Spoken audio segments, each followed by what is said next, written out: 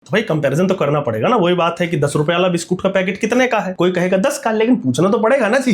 तो सीधी सी बात है भाई, सीक्वल है तो कंपैरिजन तो होगा फर्स्ट वाली से। तो मेरा ऑनेस्ट ओपिनियन भाई ये है कि ओवरऑल अगर मैं फिल्म को देखूं, पर वीएफएक्स से ज्यादा आप नॉर्मल जो सेट वेट बनाया है उस पर ज्यादा ध्यान दोगे, कॉस्ट्यूम पे ज्यादा ध्यान दोगे, तो वीएफएक्स थोड़ा सा पीछे चला जाएगा। बैकग्राउंड म्यूजिक जो गानों को मात दे रहा है भाई, एज यूजुअल बहुत शानदार, typical south Indian movie. Fight sequence के समय हो, इमोशनल हो, हर जगह परफेक्ट बैकग्राउंड म्यूजिक लगा है। एक लंबा फाइट सीक्वेंस है, ठीक ठाक होगा 8-10 मिनट का, उसमें इतना उच्च कोटि का बीजीएम बजता है कि आपको मजा आ जाएगा। पीछे जो ढोल नगाड़े ताशे जो भी बज रहे हैं, अल्टीमेट एक्सपीरियंस। ऋषभ शेट्टी कांतारा। मजेदार बात ये थी कि इतनी सिंपल सी कहानी थी और लोग आके जब बता रहे थे कि यार कहानी तो बहुत सिंपल है लेकिन मजा बहुत आ रहा है फिल्म देखने में, जैसे दादी नानी कहानी सुनाया करती थी फोकलोर, वैसी सी। तो वो थोड़ा सा टच चला गया या नहीं गया, ऐसा लगा कि फिल्म समाप्त होने के बाद पुनः समाप्त होने के लिए शुरू हो गई। जहां जहां आपकी फिल्म वीक पड़ेगी, जैसे मैंने पॉइंट्स बताए, कि अपने अभिनय से उस चीज को बचाने आ जाएगा। ये बंदा फिल्म की जान है, अगर ये नहीं होता तो ये फिल्म ऐसी हो जाएगी, अरे यार आई गई टाइप की हो जाएगी। लेकिन दोस्तों राम राम दोस्तों, one of the most awaited film साल की, मतलब इस साल की तो है ही, बल्कि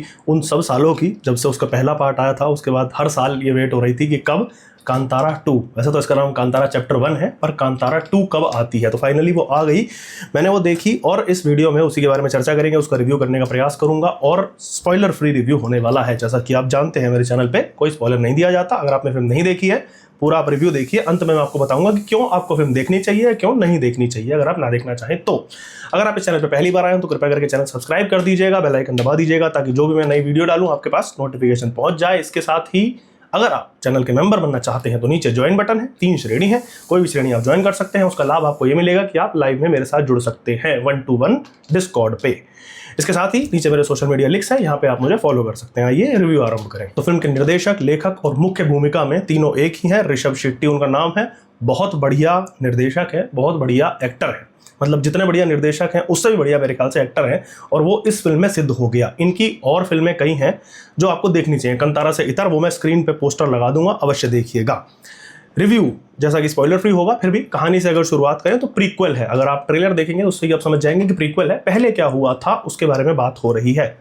कांतारा क्या है, ये सब आरंभ कहाँ से हुआ, कहाँ से आया, उन लोगों का जो ग्रुप है, हम उन्हें कुछ भी कह सकते हैं, वो आदिवासी हैं, जो उनका जो भी समूह है, उनका डिवाइन कनेक्शन क्या है उनके ईश्वर के साथ, जो भी उनके डेटी हैं उनके साथ उनका कनेक्शन क्या है और वो कैसे स्थापित हुआ। सरल और कम शब्दों में कहानी बताऊं तो ऋषभ शेट्टी का, यानी मुख्य भूमिका में जो है हमारे प्रोटोगनिस्ट, उनका जो पात्र है वो अपने ट्राइब को, अपने लोगों को कैसे एक राजा के अत्याचार से बचाता है, उस क्रूर राजा के, और उसके बाद हमारी कहानी जो एक टर्न लेती है, जो कि एक रोचक टर्न है जो आपने एक्सपेक्ट नहीं किया होगा। यही पूरी कहानी है, इससे अधिक आपको जानने की आवश्यकता नहीं है। आई गारंटी यू, मत जानिएगा, मत पढ़िएगा, मजा तभी आएगा जब फिल्म देखेंगे, इतना ही जानिएगा। अब कास्टिंग की बात करते हैं, एक्टिंग की बात कर लेते हैं। ऋषभ शेट्टी की तो सबसे पहले, जैसा कि भाई मैंने कहा, जितना बढ़िया बंदा निर्देशक है उससे कहीं ज़्यादा अच्छा एक्टर मुझे लगा। इस बंदे की एक्टिंग के बारे में बात करने की ज़रूरत नहीं है, मैं केवल इतना कहूँगा पिछली बार से बढ़िया ही की है और 2-3-10 गुना ज़्यादा बढ़िया एक्टिंग की है। 8-10 मिनट का एक सीक्वेंस है, वही जैसा हमने कांतारा 1 में देखा था, पूरा जो उनके ऊपर देवता आ जाते हैं और पूरा जिस तरीके का गूज़बम टाइप का मूवमेंट होता है, वो एक नृत्य करते हैं, ट्रांस में चले जाते हैं, वो 8-10 मिनट का सीक्वेंस इसमें भी है। लेकिन उसमें एक छोटी सी समस्या कह लें, एक छोटा सा कैच कह लें, वो मैं अंत में बताऊंगा। लेकिन एक बात आप ऋषभ शेट्टी की एक्टिंग के विषय में जान लीजिए कि उस बंदे के अभिनय के बिना ये फिल्म चल ना पाती। इस फिल्म की जान अगर कुछ है तो वो ऋषभ शेट्टी का अभिनय है, दैट्स इट। अगला जो हमारी मेन लीड है रुक्मणी वसंत, पिछली वाली फिल्म में अलग थी, इस बार अलग है, कहानी थोड़ी सी अलग है, तो पास्ट की है तो हीरोइन चेंज हुई है हमारी, वो ठीक लगी है, जैसा उन्हें दिखना था स्क्रिप्ट में, जैसा उनका पात्र लिखा हुआ था उसके अकॉर्डिंग लगी हैं। कहीं उन्हें क्रूर दिखना है, कहीं उन्हें सॉफ्टी टाइप का दिखना है, कहीं रोमांटिक, थोड़ा वो भी पार्ट है, तो अपने हिसाब से उन्होंने वर्सेटाइल लगी हैं, ठीक ठाक जितना लग सकती थी। स्क्रीन टाइम उनका ना उतना कम है ना उतना ज़्यादा है, ठीक ठाक ही है, लेकिन उन्होंने रोल जितना उन्हें दिया था वो ऑनेस्टली निभाया है, ठीक लगी है। पिछली वाली एक्ट्रेस जो थी उसके मुकाबले मुझे 19-21 थोड़ी सी फीकी लगी। वो एक्ट्रेस ने ज़्यादा बढ़िया रोल किया था, उनके चेहरे पर ज़्यादा भाव अच्छे से दिख रहे थे। एक नया फेस जो न्यू एड ऑन हुए हैं वो है गुलशन देवैया। ये बंदा भी बढ़िया एक्टर है और इसमें भी इन्होंने बढ़िया एक्ट किया है, अपने रोल के साथ न्याय किया है। ईविल किंग की जो भूमिका है वो इन्होंने निभाई है। ईविल के साथ साथ एक मूर्ख भी है वो किंग, कि वो दारू वारू पीने में, भोग विलास में, उसी में व्यस्त है, और जो काम वो जो करता है वो बिल्कुल भी ना राज्य को उस काम से कुछ फायदा होगा ना किसी को, बस उसको होगा। तो राज्य भी भाड़ में जाए, उसकी जनता भी भाड़ में जाए, उस तरह का वो किंग है, बढ़िया लगा है। एक और दूसरा राजा का पात्र है, वो भी बढ़िया लगा है। उसके बारे में मैं ज़्यादा बता नहीं सकता क्योंकि सरप्राइज एलिमेंट है कहानी में। एक्टिंग उस बंदे ने बढ़िया की है, आंखों से जो एक्टिंग करने वाली चीज़ होती है अजय देवगन टाइप का, वो बढ़िया किया है। कई सपोर्टिंग रोल में थोड़े बहुत पात्र हैं, वो जो एक होता है ना साउथ इंडियन मूवीज़ में कॉमिक कैरेक्टर जरूर होगा, फर्स्ट वाली में भी था, इसमें भी है, और बढ़िया लगा है। ऐसा नहीं है कि ऑफ टाइमिंग चल रही है उनकी कॉमेडी, इधर उधर जा रही है, वो टाइमिंग के हिसाब से करी है और जहाँ जितनी डलनी थी उतनी डाली है और बढ़िया लगा है वो बंदा। इसके बाद प्रोडक्शन पे आ जाते हैं, थोड़ा सा टेक्निकलिटीज़ की बात कर लेते हैं। सिनेमाटोग्राफी सबसे पहले बढ़िया लगी है भाई, एज यूजुअल जैसे साउथ इंडियन फिल्मों में होती है, सिनेमाटोग्राफी ठीक लगी है।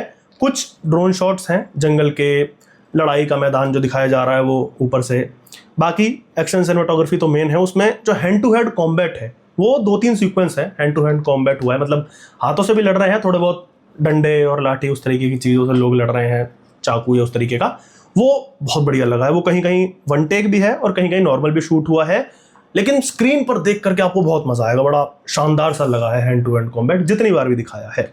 तो उसमें सिनेमाटोग्राफी अच्छी हुई है। एडिटिंग की बात करें तो फिल्म भाई लंबी है या नहीं, 2 घंटे 48 मिनट की फिल्म है। ये पता नहीं मुझे ऐसा क्यों लग रहा है कि वो 3 घंटे की फिल्मों वाला कल्चर वापस आ रहा है भारत में। तो ये संदीप रेड्डी वांगा चरस पिला गया लोगों को, एनिमल बनाई उसने लगभग 3.5 घंटे की और वो ऐसी तगड़ी चली गई, तो लोगों को लग रहा है कि यार ठीक है हो जाएगा। अब डायरेक्टर जो है डर नहीं रहे हैं, बना दे रहे हैं 3-3 घंटे की।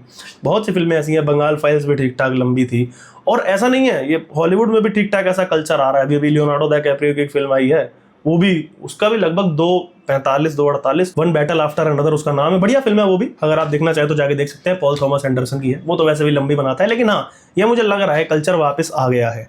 कंतारा की अगर बात करें तो क्या ज्यादा लंबी हो गई, क्या कट सकती थी, इस पर एक कैच है, वो भी मैं अंत में बताऊंगा जब पॉजिटिव नेगेटिव्स की हम बात करेंगे। बाकी एडिटिंग में इतना कुछ खास था नहीं, टाइमलाइन में सीधी सीधी चली है। मतलब आज के समय में फिल्म शुरू होती है कि हमारा पात्र पूछता है, जैसा कि आपने ट्रेलर में देखा होगा कि ये सब शुरू कैसे हुआ, क्या था, उसके बाद से कहानी हमारी पूरी पीछे चली जाती है और पूरा एक तरीके से पीछे ही पूरी कहानी चलती है। तो एडिटर के पास इतना कुछ करने को था नहीं, खेलने के लिए ज्यादा बड़ा मैदान था नहीं, सीधी सीधी टाइमलाइन चली है तो उसमें तो था नहीं। लेकिन एक चीज की मैं प्रशंसा करनी चाहूंगा, लाइट का उपयोग वो अति उत्तम टाइप का हुआ है भाई। रात के जो सीन्स हैं उसमें जो चेहरे पे लाइट पड़ रही है एक तरफ से, या फिर पूरा जब जगमग दिखाना है, वो बढ़िया लगा है हर जगह। वीएफएक्स की बात करूं तो वीएफएक्स भी ठीक ठाक हुआ है। वो जो एक कमी रह जाती है हमेशा, वो मुझे कोई ना कोई दिख ही जाता है। एक पंछी जरूर मुझे दिख जाता है जो नकली लग रहा होता है, यहाँ भी था, बंगाल फाइल्स में भी था, लेकिन हाँ यही सब छोटी मोटी चीजें हैं, बाकी इतना कुछ खराब नहीं है।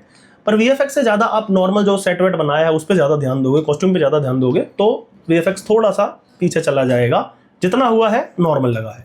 बैकग्राउंड म्यूजिक मित्रों, गाने और बैकग्राउंड म्यूजिक, गाने हैं फिल्म में इस बार, मतलब पिछली बार भी थे, कहानी के साथ साथ चल रहे हैं, ऐसा नहीं है अलग से जा करके डांस सीक्वेंस, कुछ इतना नहीं है, कहानी के साथ साथ चल रहे हैं, आप बोर नहीं होगे। लिरिक्स मुझे समझ नहीं आए भाई उतने, मैंने कन्नड़ में देखी है, लेकिन म्यूजिक सारे ही गानों का कैची है। 2 गाने पिछले वाले रिपीट हुए हैं, वो सेम टू सेम है, बाकी जो गाने हैं अपनी जगह पर अच्छे लगते हैं। बैकग्राउंड म्यूजिक जो गानों को मात दे रहा है भाई, एज यूजुअल बहुत शानदार, typical south Indian movie, intense हो, फाइट सीक्वेंस के समय हो, इमोशनल हो, थोड़ा सा कॉमिक वाला, हर जगह परफेक्ट बैकग्राउंड म्यूजिक लगा है। इंटरवल से पहले एक सीन है, एक लंबा फाइट सीक्वेंस है, ठीक ठाक होगा 8-10 मिनट का, उसमें इतना उच्च कोटि का बीजीएम बजता है कि आपको मजा आ जाएगा। पीछे जो ढोल नगाड़े ताशे जो भी बज रहे हैं, अल्टीमेट एक्सपीरियंस। तो एक चीज मैं आपको सलाह देनी चाहूंगा कि अच्छे साउंड सिस्टम वाले थिएटर में ही जाएं। ऋषभ शेट्टी के पात्र का जो थीम है, उसका जो बैकग्राउंड म्यूजिक है वो इतना कैची है ना मित्रों, वो उसकी रिंगटोन लगनी शुरू हो जाएगी। साउथ में है ये वाला कल्चर, अभी भी लोग लगाते हैं फोन में रिंगटोन, जैसे विक्रम हो, कबाली हो, कुली हो, सबके हमने बीजीएम रील बनते हुए देखे हैं, और वो मतलब वर्थ इट होता है, आपको देख के लगेगा। हमारा थोड़ा बॉलीवुड का कह लें या नॉर्थ में थोड़ा कल्चर चला गया म्यूजिक का, क्योंकि म्यूजिक ही ढंग का गायब हो गया, तो फिर वो वाला कल्चर कहाँ से आएगा रिंगटोन लगाने वाला। लेकिन हाँ, इसको आप जरूर सुनिएगा, ऋषभ शेट्टी का जो थीम है बहुत मजेदार लगा मुझे। तो प्रोडक्शन डिजाइन की बात करनी चाहूंगा, जो सेट वगैरह बनाए हैं बहुत अच्छे लगे हैं, कॉस्ट्यूम, ज्वेलरी जो भी महिलाओं ने पहन रखी है। ऋषभ शेट्टी का जो लुक है वो इस बार थोड़ा चेंज हुआ है, इस बार लंबे बाल हो गए हैं, आदिवासी वाला एकदम रॉ टाइप के लगे हैं, वो बढ़िया लगा है। ये तो हो गई मित्रों पूरी फिल्म की बात, टेक्निकलिटीज और एक्टिंग वैक्टिंग जो भी। अब आते हैं थोड़े से पॉजिटिव नेगेटिव्स पे और वॉचेबल वाली चीज पे। पहले नेगेटिव्स थोड़े से कवर कर लेता हूँ कि क्या मुझे थोड़ा सा उतना प्रभावित नहीं लगा। पिछली कहानी जो थी हमारी कंटारा 1 की, वो सिंपल एक फोकलोर टाइप की थी। इस बार थोड़ी ग्रैंड हो गई, मतलब थोड़ी नहीं, मुझे लगता है बहुत ग्रैंड हो गई। और उसका कारण है क्योंकि बजट भी 10 गुना से अधिक तो बढ़ गया, तो सब कुछ बड़ा बड़ा सा ग्रैंड सा हो ही जाना था। अब वो अच्छा ग्रैंड हुआ है या बुरा लगा है, वो डिपेंड करेगा आप पर कि आप फिल्म में क्या देखने जा रहे हैं। लेकिन हाँ, चीज़ें ग्रैंड तो हो गई है। पिछली वाली एकदम ऐसा लगता था ना कि एक छोटी सी ग्रुप की, आदिवासियों के एक समूह की कहानी है, वो अपने देवता की कहानी, वो इसीलिए वो फिल्म इतनी बड़ी भी बन गई थी। आपको याद होगा कि जब नई नई कंतारा आई तो इतना लोगों ने सुना नहीं, फिर लोग देख देख के आ रहे थे और बोल रहे थे यार क्या गजब की फिल्म आई है, कन्नड़ फिल्म है। कन्नड़ फिल्म के बारे में लोगों ने नहीं सुना था, तमिल फिल्मों के बारे में सुना था, तेलुगु के बारे में ठीक ठाक बाहुबली की वजह से हमने सुन लिया था, लेकिन कन्नड़ पे जो इंट्रोडक्शन हुआ वो एक तो KGF यश की और उसके बाद ऋषभ शेट्टी की कांतारा। मजेदार बात ये थी कि इतनी सिंपल सी कहानी थी और लोग आके जब बता रहे थे कि यार कहानी तो बहुत सिंपल है लेकिन मजा बहुत आ रहा है फिल्म देखने में, ऐसा लग रहा है कि जैसे दादी नानी कहानी सुनाया करती थी फोकलोर, वैसी सी। तो वो थोड़ा सा टच चला गया या नहीं गया पूरे तरीके से नहीं कहूंगा, मुझे ऐसा लगा कि चला गया, थोड़ा बहुत ग्रैंड हो गया, ऐसा लगा कि स्क्रिप्ट लिखी है प्रॉपर किसी ने, वो कहानी वाली वाइब नहीं आ रही थी। थोड़ी कहानी से जुड़ी दूसरी चीज जो मुझे थोड़ी सी नेगेटिव लगी कि कहानी थोड़ी सी बिखर गई। ऐसा लगा कि फिल्म समाप्त होने के बाद पुनः समाप्त होने के लिए शुरू हो गई। फर्स्ट हाफ में भूमिका बनती है तो ठीक लगता है हमें पूरा कि देखते हैं सेकंड हाफ में क्या होगा, पूरी परतें खुलेंगी और वो ठीक ठाक खुल जाती हैं और अच्छे खासे वॉर के सीन्स आ रहे हैं, लड़ाई झगड़ा हो रहा है। फिर सेकंड हाफ में एक पॉइंट ऐसा आया कि ऐसा लगा कि लेखक निर्देशक हमारे एक ही हैं कि ना वो बिखर गया सब कुछ, उसने लगा कि अब इसको समेटूं कैसे, तो वो समेटने के लिए थोड़ा सा अजीब सा प्रयास करने लगा कहानी में और थोड़ा जबरन थ्रिल डाला गया, मुझे थोड़ा सा जबरन लगा। तीसरा उसे नेगेटिव कह सकते हैं जो मैंने एडिटिंग वाला पॉइंट कहा कि फिल्म क्या कट सकती थी थोड़ी और। मेरे विचार में अगर स्टोरी को थोड़ा सा मोल्ड किया जाता और वो थ्रिल जिस तरह डाला गया, मैं बताऊंगा नहीं, जिस तरह से डाला गया उस तरह ना डाल के पिरो दिया जाता कहानी में, तो 2 घंटे में फिल्म समाप्त की जा सकती थी। वो बिखरने वाले पॉइंट से फिल्म को बचाया जा सकता था। ये तो हो गए नेगेटिव पॉइंट्स। पॉजिटिव जैसा कि सबसे पहला तो भाई ऋषभ शेट्टी, जहां जहां आपकी फिल्म वीक पड़ेगी, जैसे मैंने पॉइंट्स बताए, ऋषभ शेट्टी अपने अभिनय से उस चीज को बचाने आ जाएगा। इसलिए मैंने कहा शुरुआत में कि ये बंदा फिल्म की जान है, अगर ये नहीं होता तो ये फिल्म ऐसी हो जाएगी, अरे यार आई गई टाइप की हो जाएगी, लेकिन वो बचा गया। वो गुलिगा वाला जो परफॉर्मेंस दिया है, जो देवता आते हैं उस पर, वो हम फर्स्ट में देख चुके हैं। जैसा कि मैंने कहा उसके साथ जो कैच है कि हम उसे फर्स्ट पार्ट में देख चुके हैं, लेकिन फिर भी मैं लिख के देता हूं आपको कि जब आप उसे देखोगे स्क्रीन पे तो आपको ये रिपीटेटिव नहीं लगेगा।